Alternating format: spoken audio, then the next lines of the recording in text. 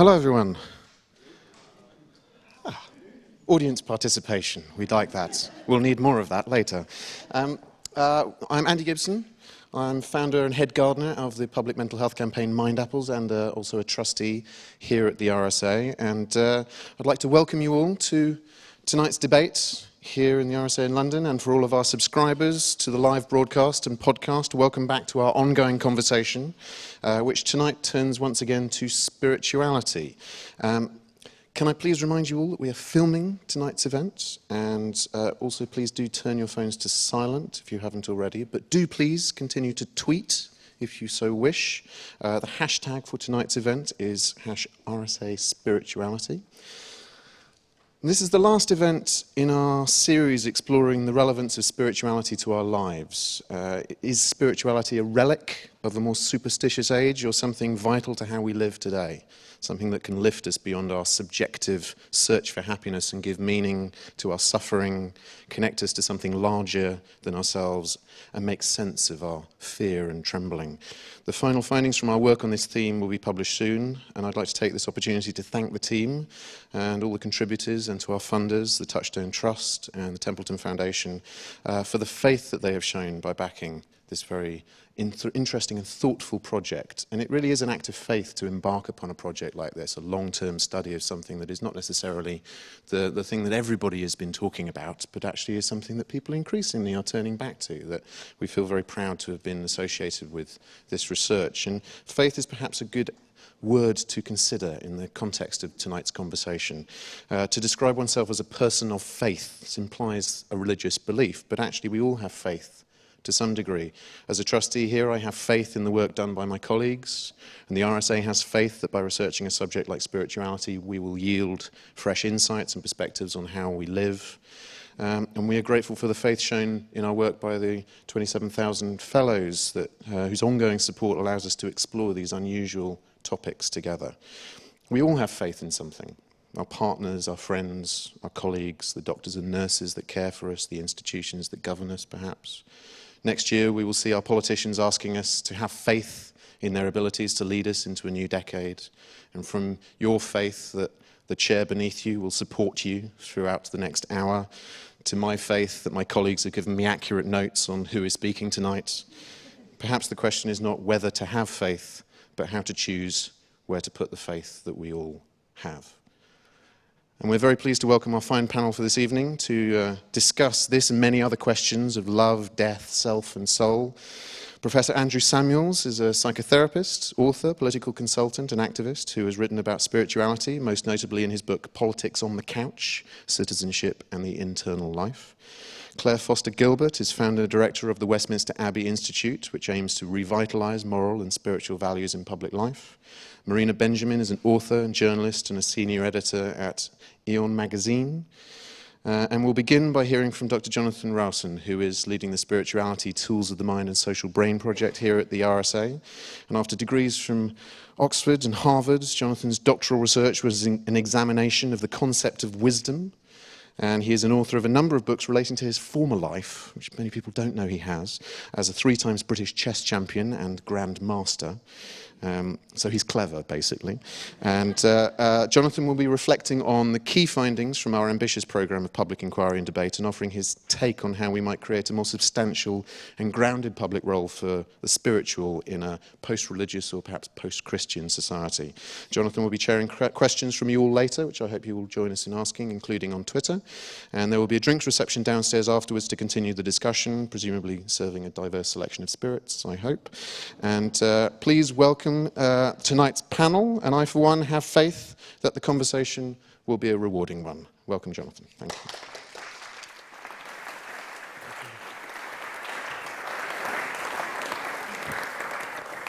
Thank you very much. Good evening. Welcome back. I feel as though I know about a third of you from looking around, so I'm very glad that you've stayed with us.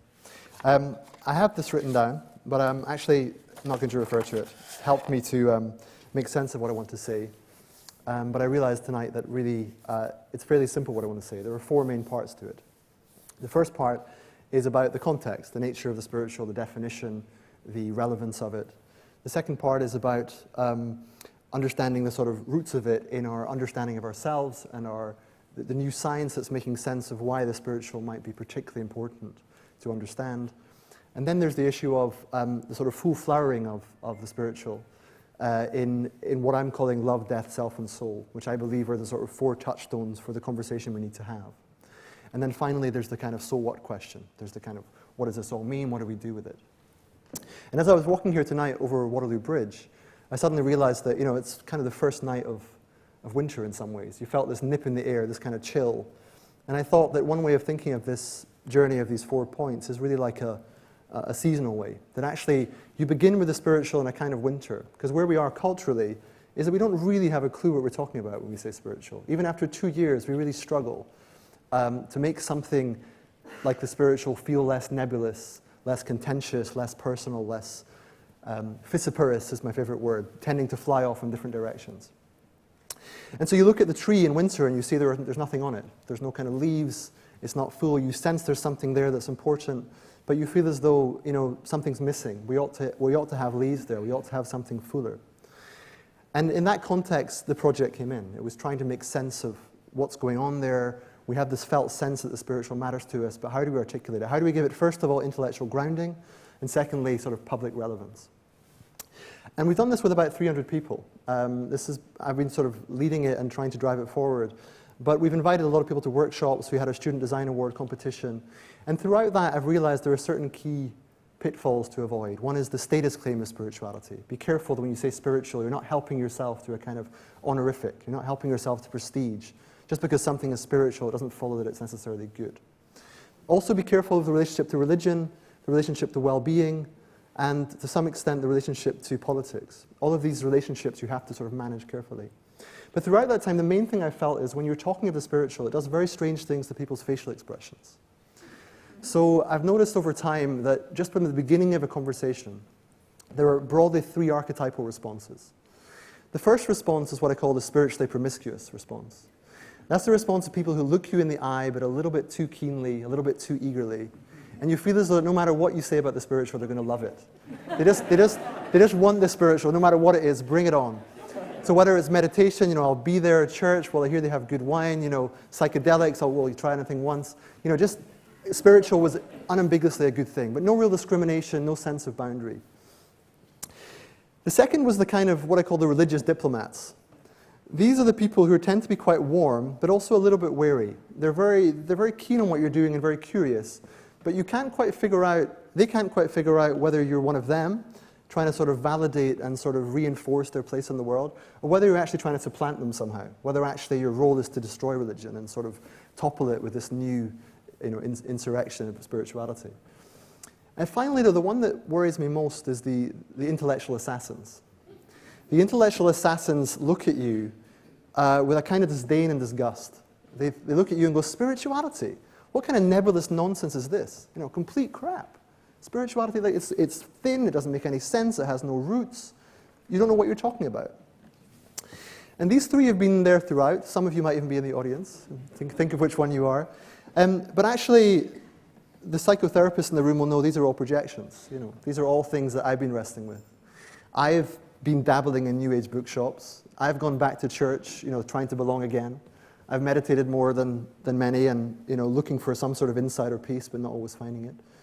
And I've also find that the hardest thing I found is that articulating this search is not just a personal thing. What I've been trying to do with the spiritual is make it public again, because the tragedy, I think, is that when we associate the spiritual only with those New Age, spiritual but not religious tendencies, we lose the best of it. We've outsourced the deep psychological, social, cultural resources of the spiritual to what often looks like a kind of crypto-capitalist project to sell more stuff, to flog people experiences and products, to prop up a sense of identity that's not altogether healthy.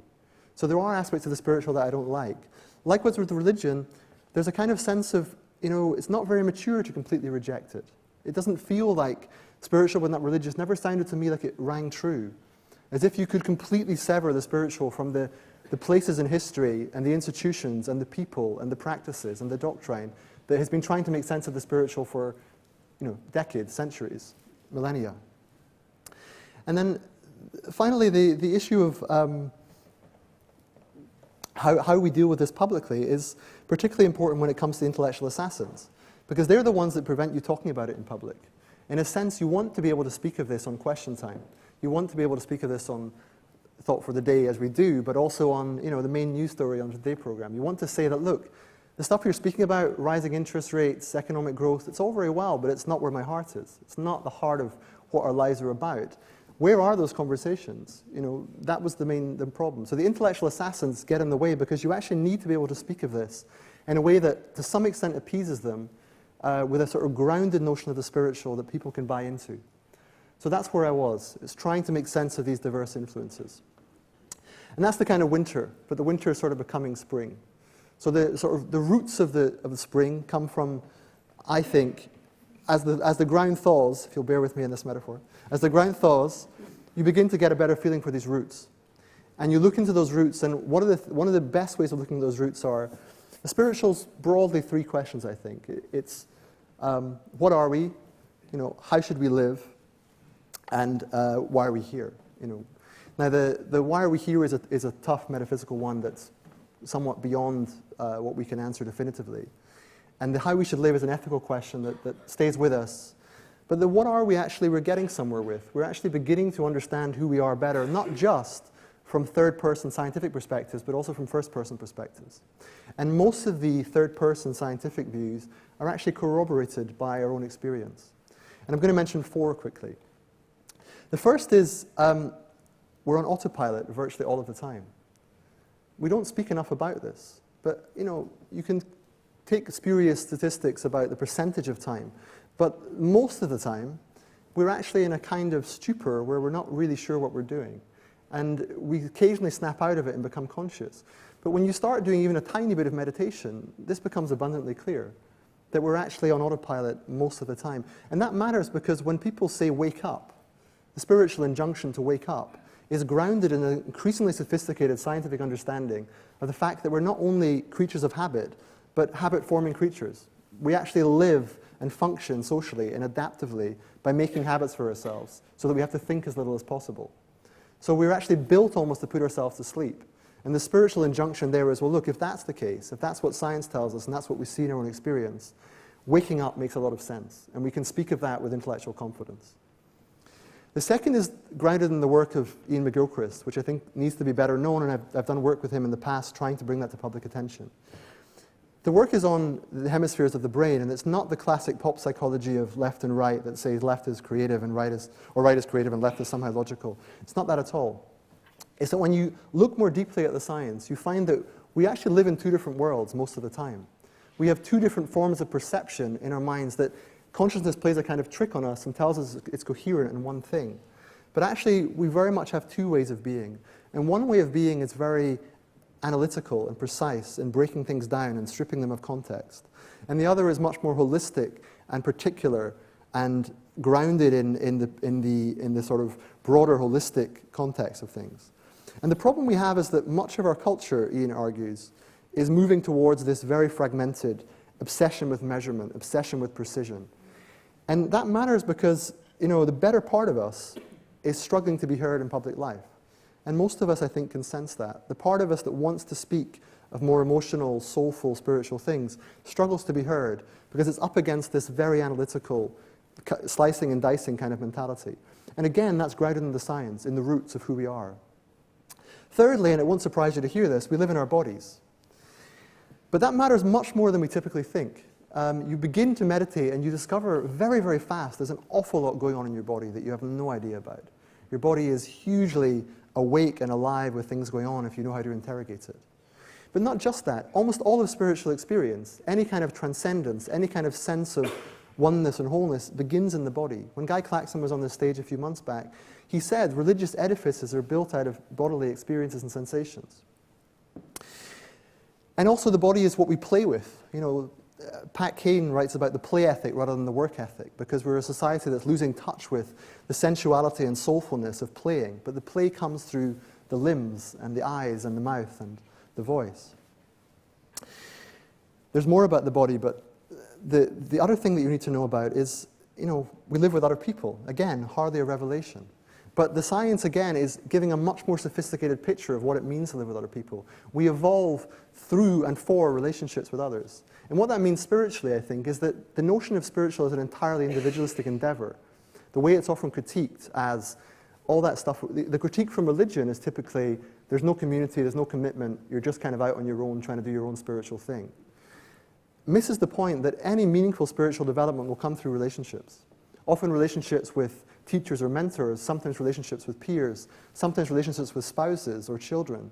But spiritual development has to be grounded in that kind of psychological rootedness of relationships, or it's not really going to work. John Wellwood speaks of spiritual bypassing in that regard. People have a sort of shaky sense of self and they shore it up with going on retreat, but actually they often need to look more deeply at their relationships. So these four things are there, these four roots in spring, that I think actually help you understand what the tree is. They help you understand that actually the spiritual has real roots in human nature that are grounded in science, but are also available to us experientially. We can come to know them. And we move into summer. We move into summer with, I think, the full flowering of that understanding. And I think we discover the things that matter to us are not what we previously thought mattered to us. Our place in the world matters less than our ground. Our status, our personality, our identity matters less than this sense of being alive, this deep sense of gratitude we have for being here. And I call it love, death, self, and soul for the following reason.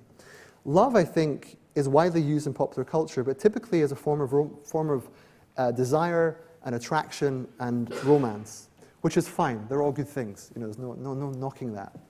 But on the other hand, that's not all love is. Love, I think, properly understood, and I think, I'm thinking of the work of Professor Simon May in particular here, is grounded in what he calls ontological rootedness. Love is that which we seek. It gives us the promise of belonging in the world. And that's what we love. We love the things that help us feel at home here. And when you think of when you well up, think of those moments where you suddenly find your quivering lip is there, and you feel as though somehow what's about to happen is really significant, but you can't quite articulate it. For me, that's partly the experience of love, of trying to find your home in the world. And that's what makes you well up. Death. We spoke about this a few months back here as well. We tend to avoid death. We avoid it. We are anxious of it. We don't look at it. But all of us will die. And we don't really face up to that. And yet the curious fact is, those who have a near-death experience report a much richer, fuller life afterwards. They say that post-traumatic growth that follows from surviving cancer or a serious accident, people tend to have a complete reorientation in their lives as a result. What does that mean, given that we know we're going to die already? It means death has to be a bigger part of the public conversation, facing up to the fact that our time is finite and not to waste it. Self and soul, to some people, seem very similar, but I deliberately separate them because I think culturally we struggle to understand what they're both pointing towards. The self is actually quite problematic, I think. The self, when you look at it, is when you begin to slow down, you see that you're chattering all the time in your own mind, trying to shore up a sense of personality and identity that actually is quite flimsy. There's a lovely saying by a Taoist, British Taoist, and there aren't many of them. He says, why are you unhappy? He said, it's because 99.9% of everything you think and say and do is for yourself, and there isn't one. And similarly, in popular culture, rather than British Taoism, Tracy Chapman sings "All That You Have Is Your Soul." And it's a kind of lovely little charming song, but there's a sort of deep truth in that we've kind of neglected the soul. The soul, whereas culturally the self has been revered and celebrated, the soul has been somewhat forgotten about because of a materialist mindset that says if it's not a thing, if it doesn't have an ontology that places it inside you as a real entity, it doesn't exist anymore. But much of what we're learning is that we can't really do without the concept of the soul. We need this perspective of the whole. We need this perspective of reaching beyond and grasping and looking for something slightly beyond our reach. The soul gives us that in a way that nothing else quite can. And when Ian McGilchrist spoke here, he spoke of that very eloquently. And it's not easy to bring back the soul into public language, but we all kind of feel it. We know the soul when we see it. And we need to work a bit harder to speak more confidently about it. So that's what I see as kind of summer. The full flowering is, these four things are not just descriptive metaphors, they're all injunctions in their own way. The issue is to love more fully and deeply, to know what you love and why, to confront your death, to realize you will die, and live differently as a result, to know yourself more deeply and see that it's something that needs to be transcended, to integrated to some extent through relationships, but also transcended. The self is something that may not be fully real, and we need to come to realize that. The soul is something we need to know more deeply, often through arts, often through richer forms of inquiry as we create and so forth. So these injunctions are there, and it brings us to kind of winter. You get to this picture of, well, where are we? You know, we have this redescription. It's kind of cartography, redescribing things. But most of the time in this project, when something happened that was meaningful, it was a very deep felt sense. You would sometimes find yourself really hanging on a word. And it was usually when people spoke from personal experience. It was usually when people said, you know, I find myself kind of really, really focusing intensely on what they were trying to say. And when they're speaking deeply, so when Elizabeth Oldfield of Theos spoke about her experience of prayer, when the mayor of Vancouver, Sam Sullivan, spoke about his accident he became a paraplegic for life and had a spiritual experience where he realized that he shouldn't give up on his life, but he could make use of what he had left for public service. These moments where people really get to the heart of what they're doing is the moments we wake up. So for me, what I want to say is, you know, the spiritual is worth fighting for. You know, it is a bit unclear. It always will be. But don't let the fact that it's unclear and contested and lacking institutional roots and clear tradition, don't let that stop us talking of the things that matter most to in our lives. So when we come to autumn and the tree is shedding its leaves, the question is really, how does the cycle begin again? We get to the end of this project and we have certain ideas about, in the report which will come out in December, some ideas about what this means for public policy. And public policy, by that we don't mean some technocrats in Whitehall. We mean how do we remobilize people, the democratic reawakening that we kind of need. And on that note, on my personal front, my most spiritual experience of the last few months was not some sort of divine revelation. It was campaigning for a yes vote in Scotland. Now, I say that knowing that the politics is very charged, but I say it advisedly because many people have reported this sense of enormous aliveness and fullness their lives suddenly had for those months. Now, the politics is one question, and I'll leave that to one side. But what we saw there is a deep longing to sort of reconnect with roots. There may be all sorts of self-serving arguments and imagined futures that are questionable and doubtful premises and so forth. But people sort of sense that, re-sense this belonging. So the way I would frame the spiritual there is, there's the kind of being. There's the kind of being that comes from death. There's the belonging that comes from love. There's the becoming that comes from the self. And there's the beyondness that comes from the soul. And I think my experience of that political action, of campaigning for something I believed in, was that suddenly all these things were mobilized. And the point is, it doesn't have to be that cause. You know, that was my cause at that time. But finding a cause like that, where you can align those different aspects of your life in a deep-rooted way that connects you with other people, that, I think, is the kind of thing we have to look for in the spiritual. The spiritual that's grounded in the self and your deepest longings, connected to your roots, but also looking for something bigger in the world. And that's what I'd like to leave the others to talk about as we imagine the autumn leaves falling. Thanks very much.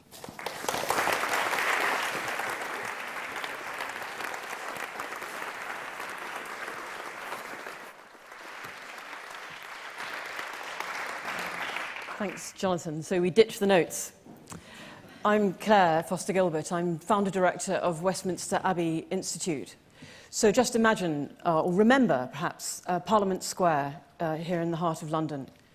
You have on one side Westminster Abbey. It's been there for 1,000 years. Some monks arrived in 960, Benedictine monks. One of them had a vision of St. Peter, and he said, we'll lay our foundation here, and they did in 960. There are some rather fancy Waterford crystal chandeliers hanging in the Abbey, which were a gift from the Guinness family made for its 1,000th birthday in 1960. So it's been there for a while, on one side of the square, Westminster Abbey. Now that the Supreme Court has come out of the House of Lords, it is housed in what used to be Middlesex County Court to the left of the Abbey. So here we have the judiciary. Westminster Abbey, the judiciary. Opposite Westminster Abbey is the Treasury and all of Whitehall, the executive. And then to the right of the Abbey is Parliament, the legislature. So here you have, and I guess it's unique in the world probably, on Constitution Square, the legislature, the judiciary, the executive, and this bloody great church. And the Institute, Westminster Abbey Institute, which was only launched last year, is really an answer to the question, what's the Abbey bringing to public life? And I guess we'll be trying to answer that question, I hope, for 1,000 years. It'll stay a live question. But clearly, the nature of the answers that it's going to give, or the nature of the conversations that it's going to bring to public life and public service, are going to be in the sort of realms that Jonathan's been describing. So I say, fantastic that this is coming out and speaking. And it is the most extraordinary privilege to be there in the Abbey with this opportunity to speak out loud. And it's not surprising to speak about these things in Westminster Abbey, because after all, that's the sort of place that it is. What I have been absolutely overwhelmed and amazed by is the response from people around the square.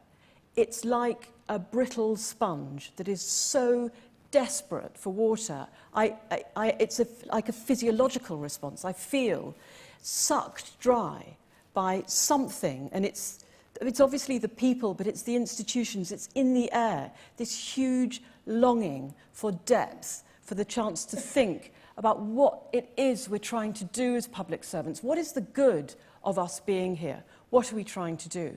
Nobody understands us. Nobody understands that we're trying to be good. We MPs, we members of the House of Lords, we civil servants, actually the Supreme Court judges don't worry too much about that.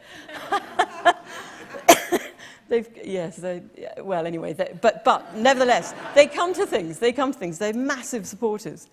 And I am a bit overwhelmed by it, by this hunger, deep, deep hunger. And let me tell you, if I didn't have 1,000 years of Benedictine spirituality to draw on, I would be nothing. I simply couldn't do it. So what I really want to say is, don't give up on the old religions. We need them. We need their story. We need their history. We need all the mistakes that they've made over the millennia, all the recognitions of the dangers of spirituality. My God, is it dangerous, spirituality, once let loose? And I'll tell you a bit more about that in a moment. But don't give up on it, because that is where the resource is. Not just Christianity, that's my tradition, but go to the mosque in Regent's Park. There's such a wise, intelligent, thoughtful, joyful imam there. Go to the West London Synagogue and listen to some Jews arguing. Or go to Bevis Marks and hear the outpouring of praise for God. Or go to the most incredible, enormous Sikh Gurdwara in Birmingham and listen to a priestess speak with such wisdom about the truths of the universe. It's all there, you know. It's all there. And we need to go back to it with this new understanding, which is so fantastic and so challenging and so awakening, and get going with what's there. Get going with what's there. The other reason I make this plea, and I guess it is a plea, is my own story. I was born into a new religious movement, a sort of tamish cult. And I saw from first hand how spirituality, when, as it were, taken into humans' own hands, can become such a force for imprisonment and have such arrogance. So this new religious movement, which was founded, like quite a few, after the Second World War, in response to this wrenching experience and this deep desire that people had to feel something more spiritual than it felt the dear old Church of England was giving, with its Sunday services, which hadn't changed. It felt there was no depth there. People looked east, basically, and the Maharishi helped and the Beatles helped, and that's what my new religious movement did. And I'm sure the person who founded it did not intend this when he started, but he became a guru, he became a leader. You're sounding a little bit like a guru, Jonathan. Be careful, because people will follow you. People want somebody to be the Messiah. This happened to me, actually. I was giving a talk in this new religious movement, getting a bit passionate, and afterwards someone came up to me and said, "You're the one." She meant it. And I looked into her eyes. Fuck. And then I thought, sorry, I'm looking at you because it was very personal. And maybe you are. No, and I thought, what I saw was she wanted me to be the one so she didn't have to be. Please, be my leader, be my teacher. Sanderson, this fantastic guy, looks a bit like Tom Cruise in that film about cults, runs the Sunday Assembly. He looks like a guru, poor love, and these hundreds of people are coming, they're dying for something, and he's giving it to them, and he's so charismatic, and I know he doesn't want power and all that blah, which this leader of my new religious movement ended up having. But it's happening, and people are asking him to marry them now. You know, we're making new religions. Why not go to the old ones where all the mistakes, as I say, have been made? And this leader of this new religious movement I was in became that infallible person. And I think he looked at his followers and thought, well, I can't let you down. You want to be devoted to me. Devotion is a lovely, wonderful thing. So, all right, be devoted to me. But it was very, very unhealthy. And I was in that for some 30 years, and as a child when you kind of didn't know what was happening. And then I thought, this makes sense, and I stayed. For those of you who know, it was in the Advaita tradition, so non-duality. I stayed and became a tutor and nearly got turned into a guru. Someone offered me 1,600 followers once, so clearly I should start it, or could start a cult. And then it started to bite. I felt I wasn't going to achieve full self-realization, which had been promised. I looked at the 60-year-olds and thought, no, you haven't. What reason might I think for me doing the same? And then I discovered a course on the roots of Christian mysticism, which I went on, and to my surprise, because new religious movements think that religions don't know anything about meditation or depth or spirituality, and there it all was, you know, from the Gospels onwards in this case, and of course it's earlier than the Gospels. There was that mystic tradition, and there, of course, is also the active tradition. So if your temperament is to go deep, it's there. If your temperament is to be activist, it's there, and you can move from one to the other. It's all there, you know. So bring that inspiration, that understanding, the better understanding we have now of who we are, to the religions that we have. Thank you very much.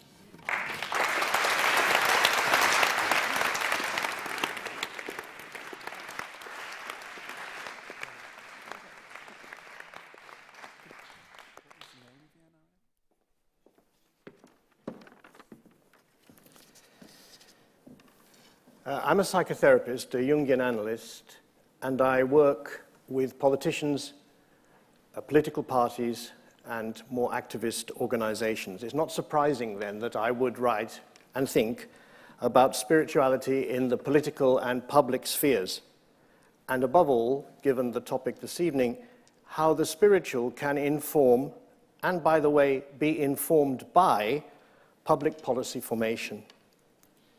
It's a two-way thing, and I'll return to that at the end. I don't like a kind of dominant place given to anything, neither to psychology, nor to spirituality, nor to government. In the book that was mentioned, 2001, Politics on the Couch, I called for a National Institute for Reconciliation, and relevant for this evening, I called for an Emotional and Spiritual Justice Commission. Well, it won't have escaped your attention that these things didn't happen. But part of a tricksterish approach to politics is that if you're coming from out of left field in both senses, you have to try to speak the language that the politicians and the civil service understand. So a spiritual and emotional, an emotional and spiritual justice commission was a neat idea in which to encapsulate matters and themes that had very little to do with a conventional approach to justice. 2001, it feels a long time ago. The French writer on culture, Charles Péguy, said everything starts in mysticism and ends in politics. We can adapt. Everything starts in spirituality and ends in politics. And what is so important is the recognition that spirituality is not an inner private thing, but an outer public thing as well. Now, it's traditional for psychotherapists to tell audiences like you what they are learning from their clients, as if their clients are the canaries in the cages down the mine and paying for the privilege of being so. what the clients know is that there's a two-way street between personal transformation and social transformation. There is absolutely no point in sorting out the emotional and relationship problems of an individual, clarifying their issues via an analysis of their dreams, working on the intricacies of the intersubjective relationship between the client and the therapist, if after every session and at the end of the therapy, the client has to go out into the same fucking awful mess out there in society that was there before they came into therapy.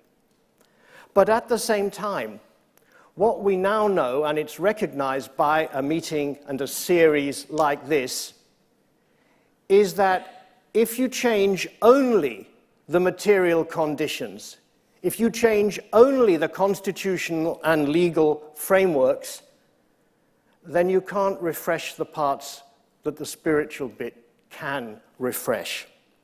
You have to do both. One isn't more important than the other. Becoming individuated is not more important than the revolution, and vice versa. So what do we need? We need what I've called a new anatomy of spirituality, and I'll talk about it in a second.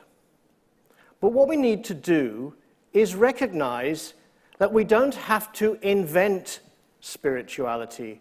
We don't have to strive towards it. If we know how to look, it's ubiquitous, it's everyday, it's even boring, it's hidden in the open. The anatomy of spirituality that I developed and have been thinking about for years now had three aspects to it that are relevant to this ubiquitous, everyday spirituality of use in the public sphere, in the public conversation, that you don't have to create, you only have to locate. Social spirituality, democratic spirituality, and craft spirituality. Let me explain. And I'm going to refer to some of the things that Jonathan said, because we are supposed to refer to some of the things that Jonathan said. But in fact, he didn't say what I thought he was going to say, but so much the better, as you will see. No, it's important. When people's ideas coalesce, is a great moment. Social spirituality works like this. It's to do with people coming together in the social sphere to do something. It could be a big something, like CND. It could be a little something, like fight against the bypass. It could be highly personal, to do with a particular disease or illness that the individuals concerned are engaged with. Whatever. What it isn't is spiritual people coming together in the social. People come together in the social, and if they do so in a full-blooded way, including differences of opinion, then a kind of rain descends that turns an ordinary activity, signing a petition, going on a demo, that gets changed, you've all had these experiences, into something spiritual. That's social spirituality. What comes with belonging to a group that has a goal. And there's a responsibility element in that too, because the individuals have to think about where they stand in relation to the issues, as well as where the group stands. That's social spirituality. And by the way, what's good about my anatomy is that it breaks up the monolith spirituality, because there's many spiritualities. The second one, you may recall, was democratic spirituality. Now, you talked about a democratic reawakening, and I think you were talking about it as a collective phenomenon, but it's also an individual phenomenon. What is democratic spirituality? For me, it is equality in the eyes of the Lord, broadly speaking. An ineluctable, fundamental equality, not an equality of outcome. So it's not something that you socially engineer fiscally. It's something that should inform public policy, but does not inform public policy these days under this government to a quite extraordinary degree. Democratic spirituality has been utterly banished. the idea of fundamental equality is not something to be left in the sermons of the rabbinate or the vicars or the imams or the priests. It's something that needs to be fought for. So in addition to social spirituality, that reign that qualitatively changes what a group of people do from being an ordinary thing into a spiritual thing needs to be added in with the idea that when you do it, there are no leaders. When you do it, everybody is equal. Of course, there are dimensions of this where there will be leaders and people are far from equal. But that's not the point here. The point here is that there is a value which you could tag as democratic spirituality, fundamental equality. You may recall the third one was craft spirituality, which has everything to do with work. We have lost, Marx was right, we have become alienated from work. And the solution, I fear, is not that everybody makes pots. Well, Grayson can make pots, but not everybody can deal with the deficit of craft spirituality by turning to craft. We have to have a discussion, we need to open a discussion about how to re-spiritualize the workplace. Do you remember the days of the worker priests? It would be quite interesting to see what might be recovered from that tradition. Well, that's my anatomy of spirituality. I could sit down, but I'm not going to, because there's bad news. The last part of this concerns the shadow of spirituality, which has been touched on, but what I'm going to say is a bit more systematic. For Jung, the shadow of an individual is the thing that person has no wish to be. The shadow of spirituality is everything that the spirit has no wish to be, but sadly is. Firstly, spiritual energy is not all left-wing, progressive, collaborative, cooperative, and so on.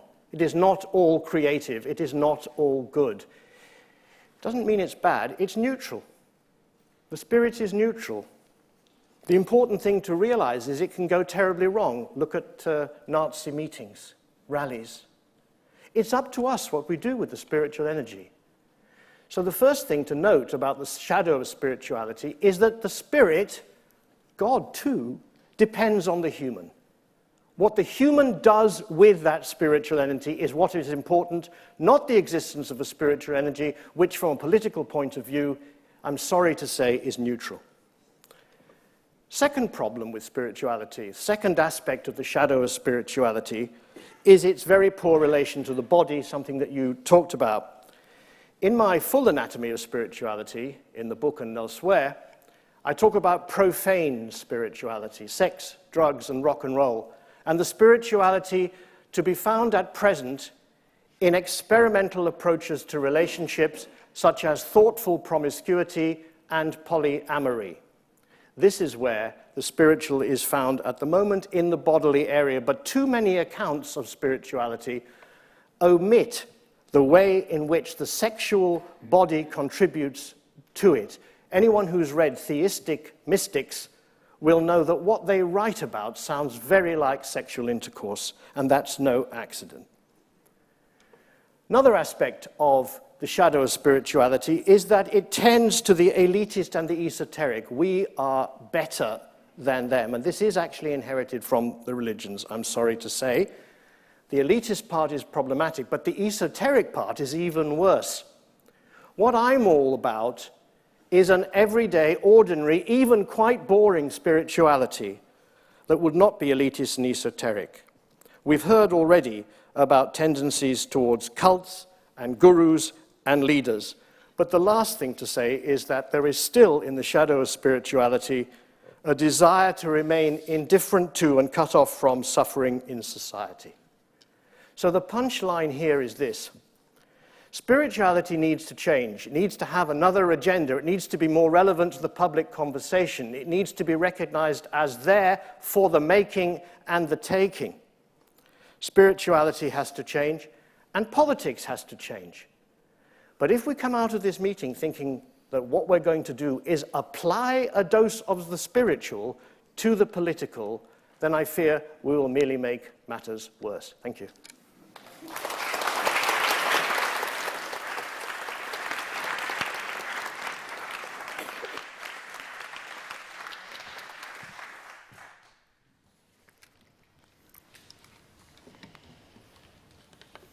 Good evening. I'm afraid I'm not going to be able to manage without my notes, so please forgive me. I have never had a problem. I've never had a problem with either or, with this idea that either you're religious or you're secular. I think I've always felt I could feel quite comfortable somewhere in between. So I'm going to draw my responses partly from religion and partly from not religion. But I wanted to begin with a word about the term post-religious, which is that I think that one of the reasons why religions have survived down the millennia is because they are themselves post-religious. They change and they adapt to the circumstances that we find ourselves in as humans. We make them, we reshape them to our needs. They adapt in time. Christianity right now, just to take a very brief example, with the exception of pockets of creationist fundamentalism, for the last 150 years, Christianity, we've witnessed how it has slowly twisted itself into an accommodation with evolution. And before that, it shape-shifted again, this time to accommodate geological time. But the example that I want to spend a little bit more time on about how religions adapt and become something else entirely and yet still survive is drawn from a moment in history when Judaism was at its greatest, under its greatest threat. Judaism is generally known as a this-worldly religion, a faith that places its emphasis on its philosophy for living. That is certainly what it has become. In the centuries leading up to the Common Era, that's not at all what Judaism was. It was a deeply riven, deeply sectarian faith, so that even in its institutionalized forms, you had the Sadducees and the Pharisees, and outside of that, you had this kind of realm of apocalyptic ferment. You had a conquered nation who were told that they had a holy land, that it was theirs, that God had chosen them. They were a chosen people, elected to be in this land, to have this place and this temple in Jerusalem. And repeatedly, they were a colonized people. They were a humiliated people. They were driven out into exile. And so they came up with this theology, this apocalyptic eschatology, which basically said, you have an all-powerful God, place your faith in me, and I will come and intervene in history, bash down mountains, dry up rivers, and restore you to your home. This was the faith of Isaiah. This is the faith that the Jews believed in. But it created messianic expectation. It created this idea that, that somebody would announce that they knew that when the restoration would happen, that they had the way, that if you only did this, if you only believed this, then we would have this national restoration. And so by the time you got up to the first century BC, you had Jerusalem swarming with mystics and soothsayers and cults, and you had messianic candidates. Judas Maccabeus, for example, was a candidate in the 2nd century BC when he stood up to the Seleucids. In the 1st century after Christ, you had Simon Bar Kokhba, another nationalist messiah of a acting in history, militant kind. But then you had two sects that were particularly challenging because they set themselves up in opposition not just to the enemies of the Jews, but to the Jews themselves. And the first sect I'm referring to are the Essenes. And I won't spend very much time talking about them because I want to wrap this example up quite quickly. And the second sect, of course, was the sect of Christians. And Christianity, of course, became, the ultimate test of whether Judaism would survive, because here was messianism in action, not just quietist hope, but something that actually precipitated out of the faith into an alternative faith, something monstrous, something that told you that actually, if you had messianic hope, that you were on the slippery slope to apostasy. So Judaism adapted. I mean, it just fundamentally changed. When the canon was made in the 1st century, practically every apocalyptic text was banished to the Apocrypha. It became a religion that said basically, don't hope. It banished the eschatological horizon to the very distant future. It said, don't wait for the Messiah. Live in this world, make this world the best world that you can make it. It focused on how to live. And this basic commitment to kind of creating creative, dynamic change on Earth has sometimes, according to George Steiner anyway, itself been guilty of a kind of messianic hope. George Steiner famously quipped about Marxism, the origins of Marxism, that it arose not because the Jews had been hoping that the Messiah had been too long in coming, but because the Messiah had been too long in not coming. But of course, that banishment of mysticism from the canon didn't mean that it died altogether. There was a hunger for it, as there always is, and you have flourishing mystical traditions in the Kabbalah and so forth. But the lesson that I wanted to draw from that example today was that however you conceive of the spiritual, you need to build in the idea that this conception must change. It must change by necessity, because we're not looking for timeless qualities. They don't last, like Platonic goods or,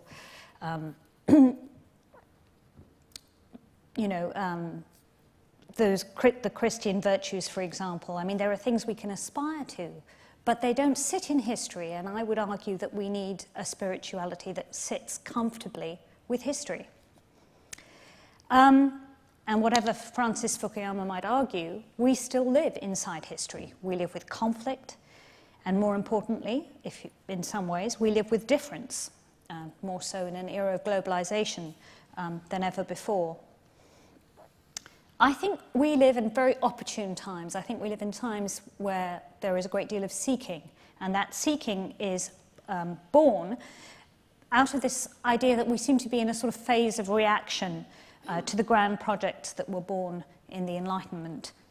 There is reaction to the idea that reason has a primacy in ways of knowing.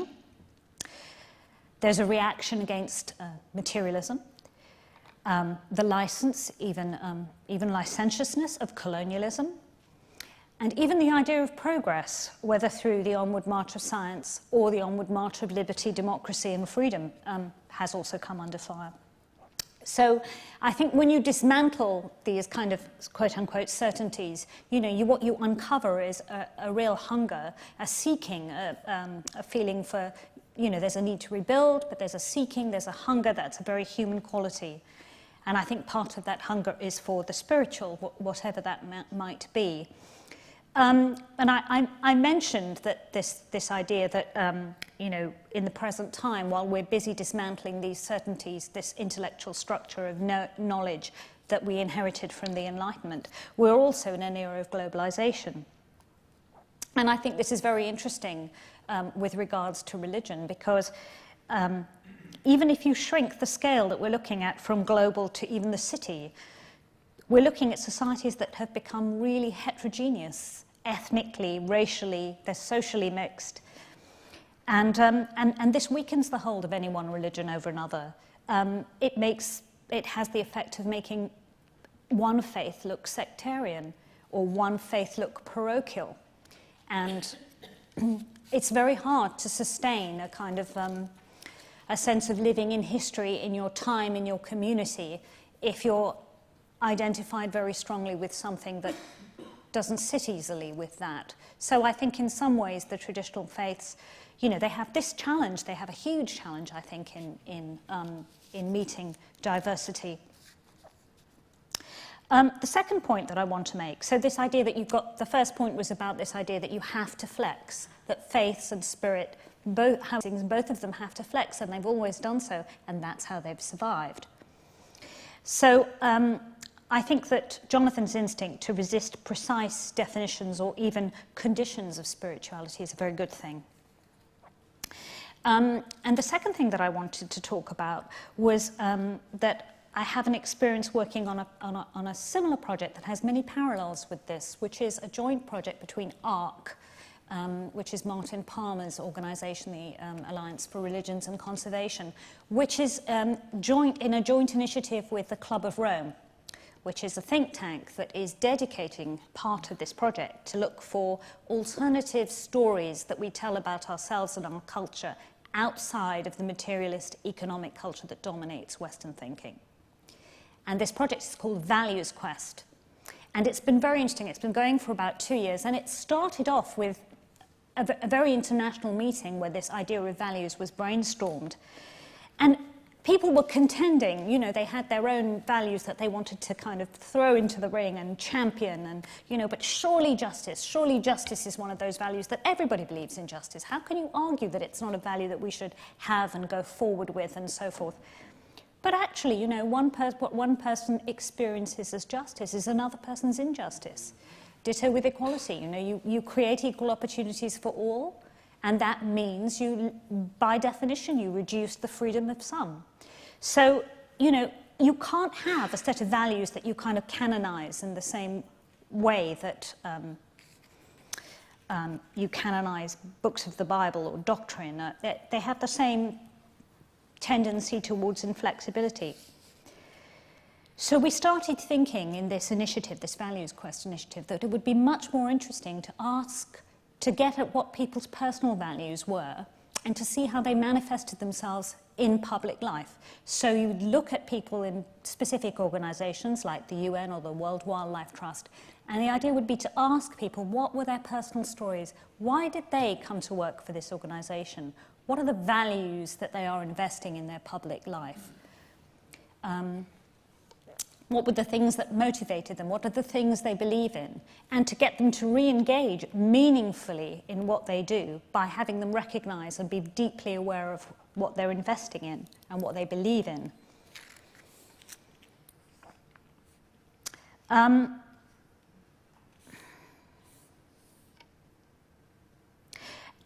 And as we worked with this, we found that it was very interesting things emerged, because stories are one of the things that connect people. So if somebody is explaining very powerfully why they work for a particular charity, for example, what values they have that brought them to that charity, and trying to connect those beliefs with their commitment and their work experience, then you had a very rich storytelling fabric.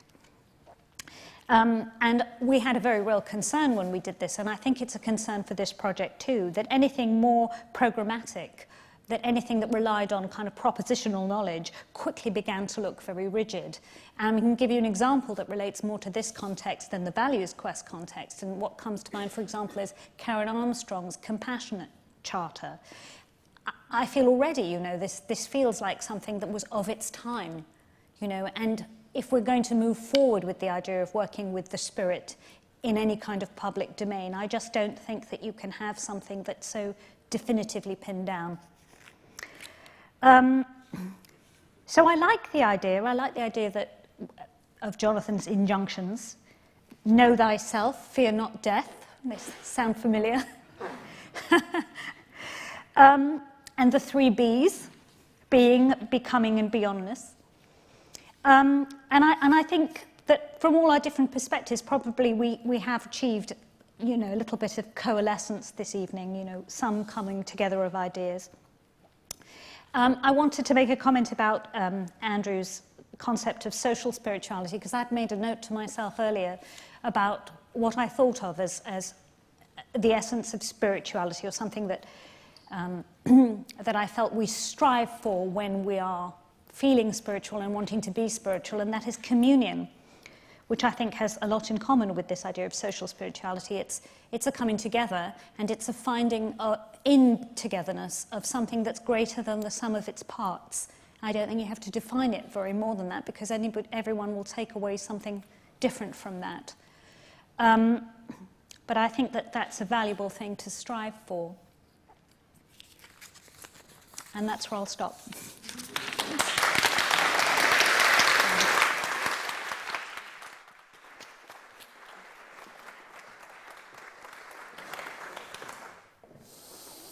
Okay, we have several years to talk about these things, but we have about 1 hour downstairs if you choose it, and about 15 minutes in this room. So we're going to keep that in mind. We've said enough for now, so I want to ask for some questions from the audience, if anyone's ready. And wait for the mic, please, and briefly introduce yourself. Or is everyone just kind of a bit stunned? We got one here, great.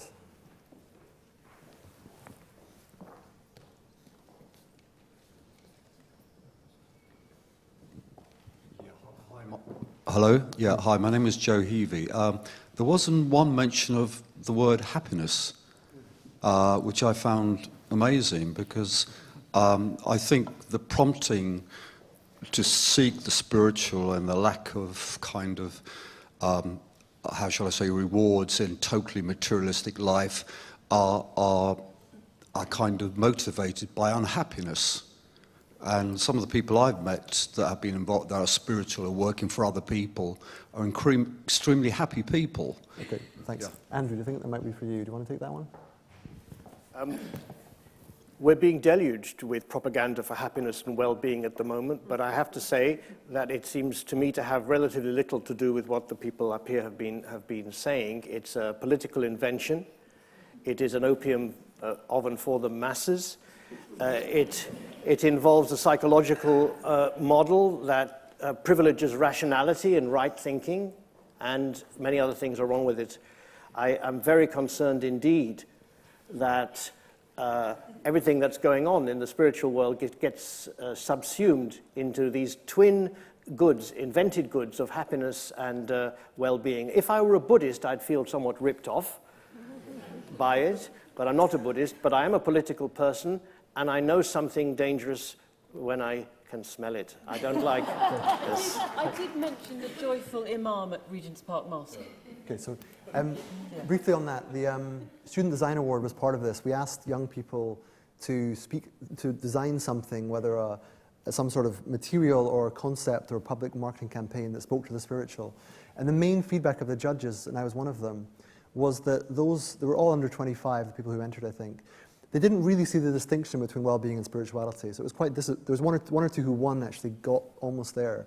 But we thought that was quite a revelation, that actually there's something about the dominance of happiness and well-being that sort of squeezes out the spiritual that's actually not altogether good, I think. But we'll come back. Say social change, cultural change, with any meaning to it, is not going to come from happy people. It's going to come from angry, dissatisfied, questioning, resistant, and difficult people. There is also... Give me one second. I did actually sort of say that actually the quest for spirituality is also driven, I think, the motive because people are unhappy and dissatisfied. And there's no doubt that sort of, is the motive for spirituality complete misery? No, no, definitely not. But let's hold that dangling. It's a good counterpoint. Well done. So two in the audience here. Hello, thank you very much. Oksana Popkova, economist, psychologist, and formerly an intellectual assassin. Welcome. Seeking for something else. I felt that it would be interesting to have an intellectual assassin on stage next to you, because I think you broadly agree on all your points. My question is about the dominant materialistic understanding of self and soul out there. Increasingly, technology companies are paying more and more attention about creation of artificial intelligence. And I sense the philosophical underpinning there is the moment they are able to create a thinking, a feeling machine, they will figure themselves out. They will understand themselves. It's an alternative approach. I would like your comment to that approach to soul and spirituality. Okay, since that was my framework, let me just say this. Technology is very important. We didn't say much about it, but it clearly is a huge part of our world. So whatever the spiritual is, it has to have some kind of relationship to technology. Jaron Lanier is quite good on this, that we have to, how we structure the internet, how we interact with social media, has to keep the spiritual in mind.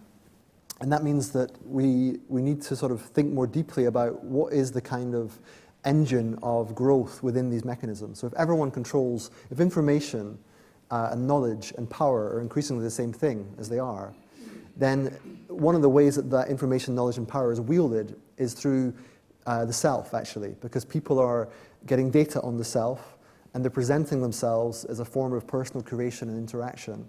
And the self is becoming the thing that we present to the world, but also the thing that's used to sell us goods. So there is a real danger that if we don't get a sort of proper relationship to the self and a richer understanding of the soul, that actually we will be bombarded with things that we are tailor-made for us to be taken by us, shaping us in certain ways, not necessarily for our own agenda, but for someone else's. So the lady in the green scarf, thanks. Angela Harvey. Andrew, you said towards the end that there was no spirituality in politicians. No, and something close to that, something close to that. And Did you say there's should be something about spirituality in politics? Let's hear the full question. So yes, you think sorry. something about... something about that. And I was trying to understand, Andrew, if that was what you said, whether you felt that we needed new politicians who had spirituality, or whether there had to be a way of getting spirituality into politicians.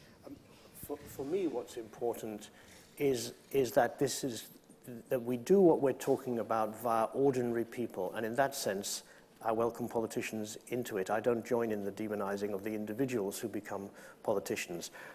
If I demonize anybody, it is the self-declared spiritual people.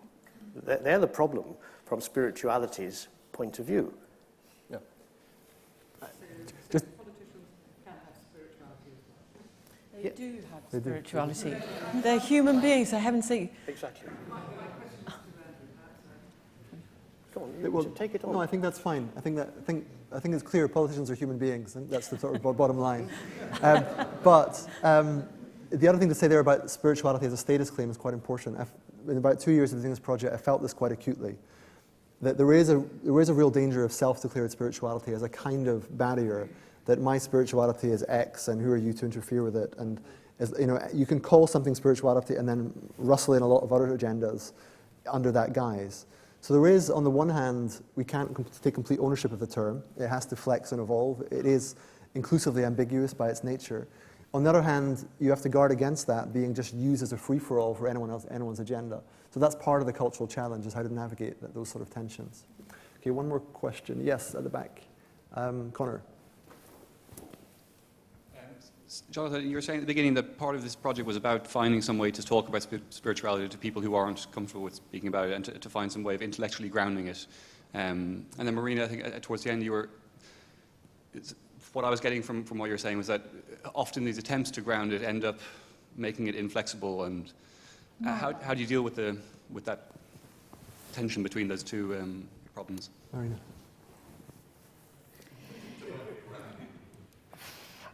I'm not sure how you deal. I think what you need to do is you need to have spirituality constantly in the mix. So you have to have somebody constantly standing up for it. Wherever you have a kind of a meeting of different people around a table, there must always be somebody there. It mustn't always be banished to the sidelines and be deemed irrelevant. So no, we're talking about economics here. What has spirituality got to tell us? Well, actually a great deal. I'm not saying I would run a mile if a politician stood up and said, "No, I'm a really deeply spiritual being, and this is why I'm going to give this policy, recommend this policy." That's not what I want to hear. But I want to have consultation, and I want to have depthful soul searching.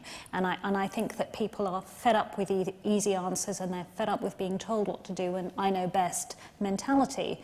And I think that people, we're living in very shifting times, which I think is a great privilege, actually, and to harness some of that energy that arrives with change and have spirituality kind of take its place at the table, I think is what you want.